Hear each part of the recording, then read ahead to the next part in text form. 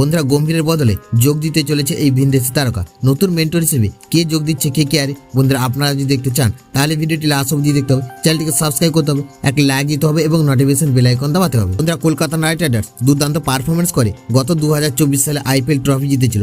সেই গম্ভীরের পদ্ধতি কাজ করেছিল KKR এর চ্যাম্পিয়ন হওয়ার পিছনে, কারণ KKR এর আগে দুবার IPL এর চ্যাম্পিয়ন হয়েছে। গৌতম গম্ভীর প্রত্যেকবারই দলের ক্যাপ্টেন ছিলেন। আবার গত বছর গম্ভীরের মেন্টর হিসেবে নাইট শিবিরে যোগ দেওয়ার পরে 10 বছর পর চ্যাম্পিয়ন হয় KKR। কিন্তু গৌতম গম্ভীর এখন ভারতীয় দলের প্রধান কোচ হয়েছেন, সেই কারণে নাইট শিবিরের ছেলেদের মেন্টরশিপ করা এবার তার পক্ষে সম্ভব নয়। তাই মেঘা নিলামের আগে নতুন মেন্টর খুঁজতে হবে নাইট টিম ম্যানেজমেন্টকে। বন্ধুরা শোনা যাচ্ছে যে কালিস কলকাতার কোচ হতে চলেছে, তবে অফিসিয়াল ভাবে ঘোষণা হয়নি। আগে KKR এর কোচিং করেছেন কালিস। প্রাক্তন এই প্রোটিয়া তারকা IPL এ মোটামুটি প্রথম থেকে KKR এর দলের সঙ্গে জুড়ে রয়েছেন। প্রথম 3টি সিজনে রয়্যাল চ্যালেঞ্জার বেঙ্গালুরুর হয়ে খেললেও তারপর থেকে নাইটের দলে নিয়মিত সদস্য ছিলেন কালিস। বন্ধুরা এমনকি 22 গজ ছাড়ার পরও দলের ব্যাটিং কোচ থেকে শুরু করে প্রধান কোচ সব দায়িত্ব সামলেছেন তিনি।